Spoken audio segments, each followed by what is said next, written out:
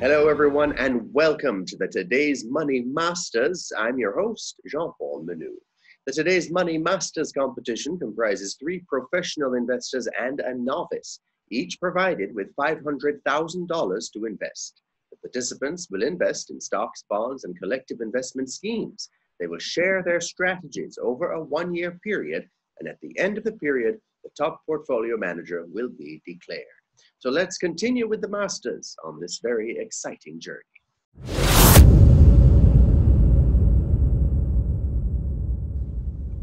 Welcome back. Today we are joined by one of our professionals, Andre Yap. He's from the Credit Union Fund Management Company Limited. Andre, good morning. How are you? Not too bad, thank you. How are you? Good. I'm fine. Thanks. Thanks for joining us today. Andre, you currently have 62% of your portfolio in financial stocks. How do you see that sector performing this year? For 2020, I'm not bullish on the financial sector as a whole. I think I alluded to this in a previous conversation that we had, where I said my portfolio wasn't necessarily built for a time of economic distress or a recession or an economic downturn. Right, I remember. Which is why it's so concentrated in financial sector, in financial stocks. You know, you have your JMB, Panjam, all of the Sagicor, all those financial stocks. Those stocks generally don't fare well in times of financial upheaval, which is kind of what we're going through right now. I think it's pretty much a foregone conclusion that we'll be in a recession. I know we have the data on the first quarter from the PIOJ suggesting that the economy has contracted, if I'm remembering correctly, about 1.7% in the first quarter alone, and we're almost at the end of the second quarter. And I mean, things haven't really turned up that much better right now. So I consequently believe that the economy will be under pressure, and consequently the financial sector will be struggling with the economic effects of COVID-19 as they continue to linger throughout. So when I say financial sector, I know a lot of people like to jump to the conclusion and think only like the big conglomerate financial stocks, you know, your NCBs, your JMB, your Sagicor, etc. Right. I'm also referring to the littler ones, the smaller ones as well. And I'm speaking about the insurance company, I'm thinking about the wealth management companies, I'm thinking about the affiliate companies as well. So like a JSE, who is kind of linked to the wealth management, but it's, you know, and also, you know, the private lenders as well, and private equity companies probably are the only exception where they could actually perform in a down economy. So the reason why I think a lot of them will struggle is pretty much it's just the nature of it. It's structural, you know. Okay. So if we break it down subsector by subsector by subsector, where we look at it and we say, okay, the banking sector, what are they built for? They're built for essentially making money off of loans and fees. So in an economic downturn, will they be necessarily having that demand for loan for people looking to like take out a loan at this moment in time? The likelihood is not. The problem is those who are looking for a loan right now aren't necessarily those that are the most credit worthy. So you're not necessarily going to be lending to the people who really want it right now because they want it for a reason. They're probably distressed. You know, COVID has somewhat impacted their life, their business, whatever it is right now. So demand is likely going to be down a little bit, right? And when you also think about it from the fees and commission standpoint now, in a time of economic upheaval or uncertainty, people are likely to cut back. So you won't necessarily have that many transactions per se. So if we're looking at it from the banking sector perspective, I expect their profitability to be hit from a number of angles, right? So generally the sector's income is generated through one, the issuance of loans, and through fees and commissions. There are other little ways, but those are the main, those are the core components of the business, right? Okay. So when we think of loans in a time of economic distress, are people actually going to be out there looking for loans right now? And the people who are looking at those likely going to be the most credit friendly people. Are those going to be the people who are going to stand a high chance of repaying the loans? Are these going to be the people who are going to be approved to get a loan? likelihood is that these people who are seeking a loan right now, they have been impacted from the economic condition. They have some liquidity issue. Their business has been impacted, et cetera, et cetera. These are the people who are less likely to get a loan. So lending activity is likely going to slow a little bit. In terms of fees and commissions right now, likelihood is that when you look at the ordinary person in a time of economic distress, the prudent thing to do is to cut back on your number of transactions. So you'll be transacting less and somewhat saving a bit more money as well in the process. So therefore that economic stream as well, or that income stream I should say rather, is likely going to be hit and it's going to be curtailed. Then you also run into the issue of accounting standards. So, based on IFRS 9, they have this issue where we have to account for what we would call expected bad credit losses. Hold on, So stick a pin. IFRS 9, what is that? It's basically an accounting standard. It basically speaks to how we have to account for certain things and how it would actually impact the financial statements.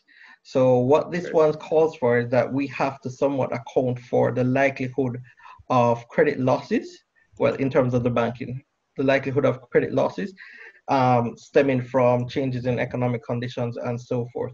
So it doesn't necessarily reflect the fact that they will default or they will not default. It speaks to a likelihood.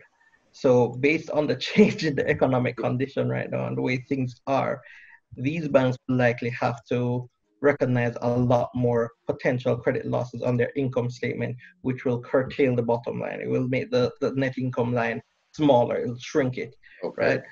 So, I mean, I've been speaking to a number of people that I know in the industry, and one of the things that we've been talking about and we've been speculating about quite cynically is the whole banking moratoriums in terms of for loans. One of the things that we speculate that why banks are quite eager to give these moratoriums and say, hey, here's a 3 months moratorium or 90-day moratorium. You don't have to pay. By doing that, essentially what they do is they enable people to not go into default, so it doesn't get counted in their non-performing loan portfolio. Right. Okay, smart. Because the non-performing loan portfolio is essentially the portfolio of people who have a loan who have not serviced it for 90 consecutive days. So by doing that, it's not as if they're in breach of the contract, because essentially you have inserted a clause into the loan that says you've gotten permission not to pay, right? Right. So if we're looking at it from wealth management firms now, so you're thinking of your Barita, your Provens, that type of companies that are listed on the exchange, they'll likely see less trading in the market right now. There's people interested in coming to the market for new accounts and to actually trade on the market. So fee and commission income right there is impacted. On top of it, if they are trading, they're trading at asset prices at lower values. So, 2% of $1 is a lot less than 2% of $10. So just by virtue of the asset prices coming down, income is declining. Then we have less companies actually coming to market now to actually generate capital. So that's called their corporate finance division, right? So essentially that will actually help to structure deals and stuff so that they can raise money via either private placement or public placement. We've seen recently where one company, for example, proven they've canceled their APO, their additional public offering, where they would generate shares. By canceling that, it kind of signals that, hey, we don't think the market is safe enough right now. It's secure enough right now for us to generate our intended capital raise, for us to raise that money. And we've heard of a lot of IPOs which were supposed to be coming very soon, and we haven't heard anything from them right now. Sure. So likelihood is you think of that corporate finance portion of their income, it's gone. Insurance, you're going to have people who are going to say, hey, let's let our policy lapse because we don't really need this right now. It's an added expense in a time where we're not necessarily certain. So policies lapse. You might have an uptick in employment. So all of a sudden, group insurance policies get smaller because the company employs less people.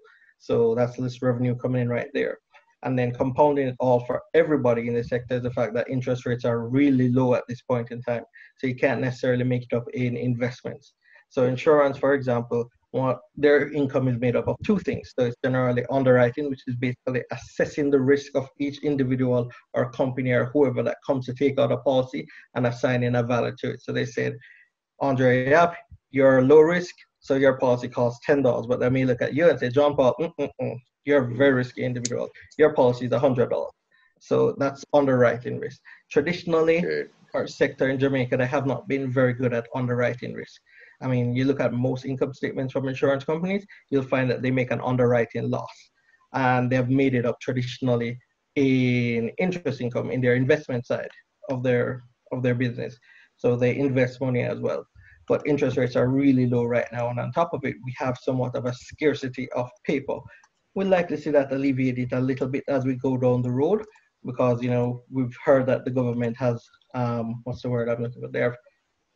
They've somewhat, I don't want to say sidestep, the fiscal rule has been suspended. There we go. They've suspended the fiscal rule, which Okay. allows the government to actually expend more than they would normally do based on the rule of law that they previously had. So in order to do that, likelihood is that we'll see the government come into the market to raise some money in the near future or some point this year to Okay. somewhat close the budgetary gap.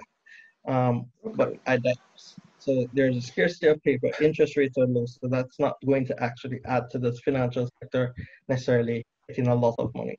Now, I said there's one probable subsector that will actually do well in a environment such as we're in, and that's the private equity portion of it.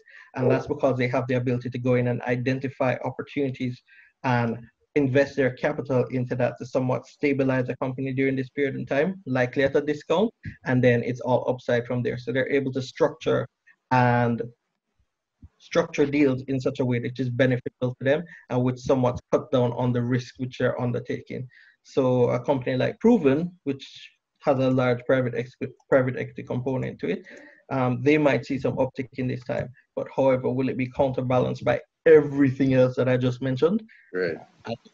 It's really hard for people to forecast what's going on right now because we're in essentially the second quarter of the year. But as far as financial reporting has gone, we've mostly seen from January to March. It's a very tiny window showing what's actually happened from COVID.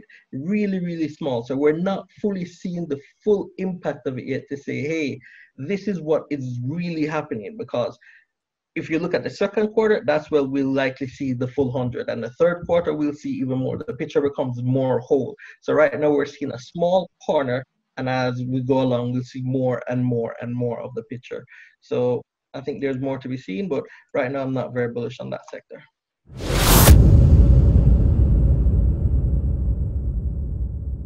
Okay. If you were to pick a sector going forward, a winning sector going forward, especially after this, what looks like first phase of COVID that we have gone through, what would that be?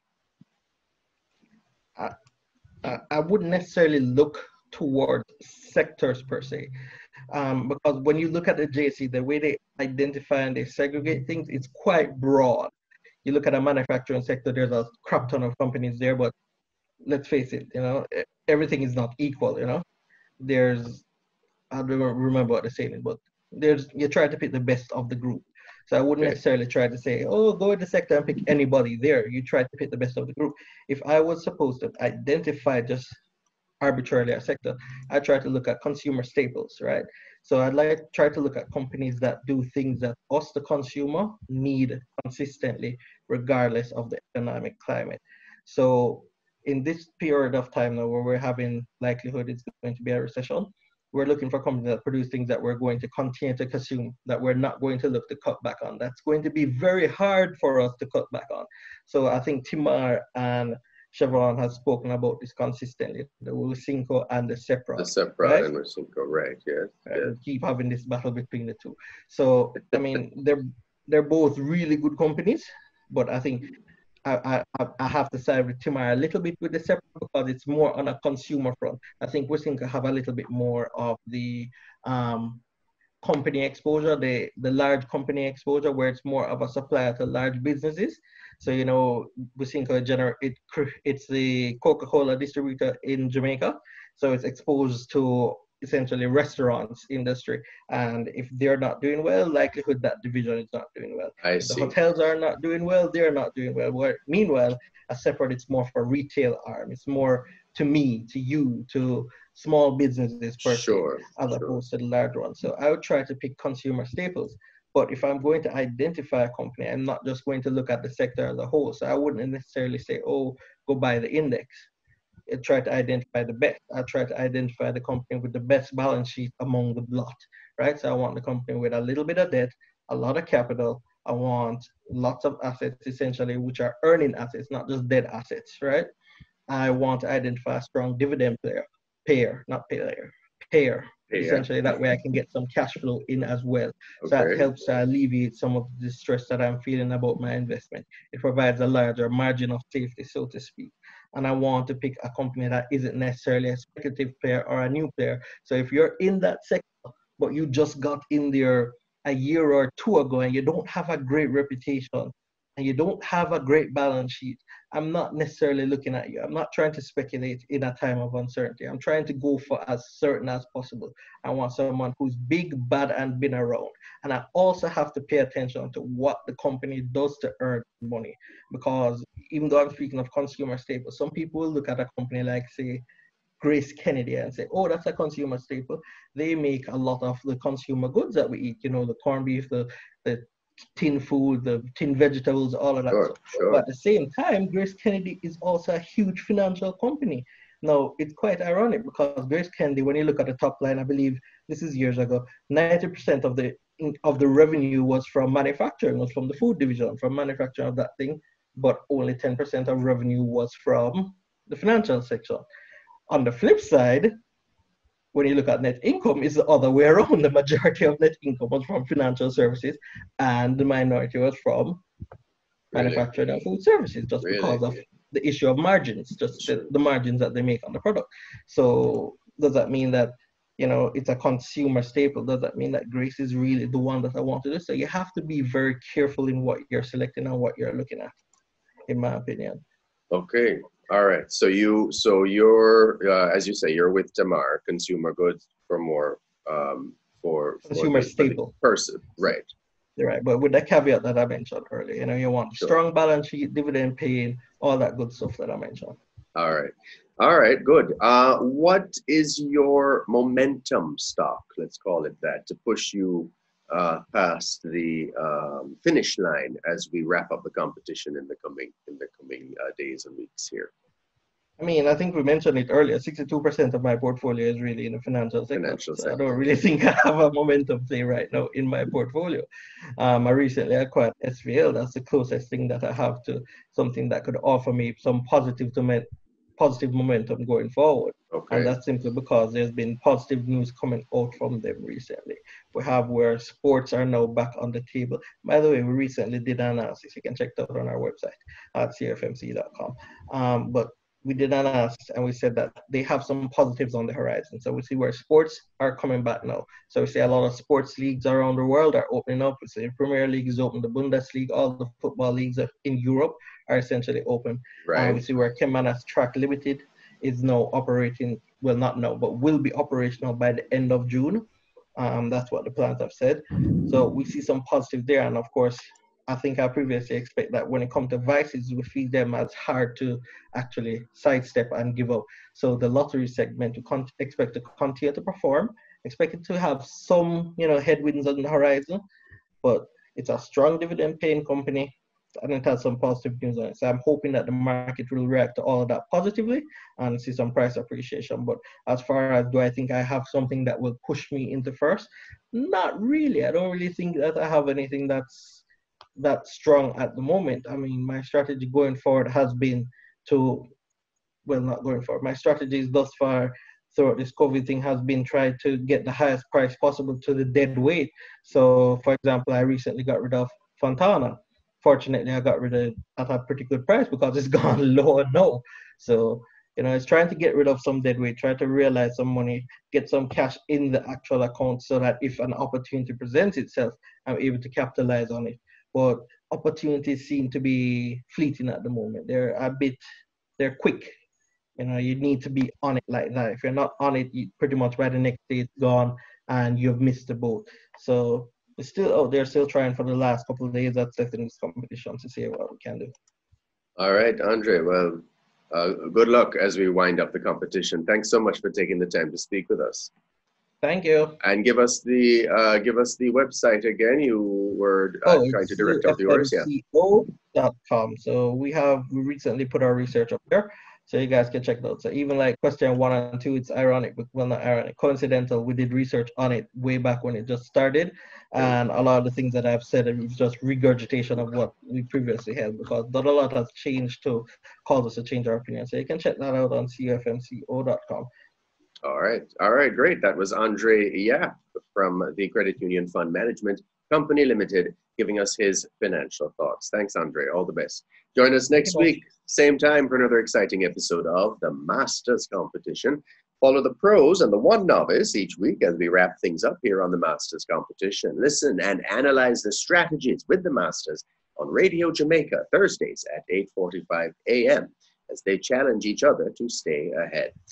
The Masters Competition is a product of Today's Money Incorporated, brought to you in partnership with NCB Capital Markets Limited, Money Masters Limited, Credit Union Fund Management Company Limited, and Proven Wealth. I'm Jean-Paul Manu. The Masters Competition is another fine product from Today's Money Limited.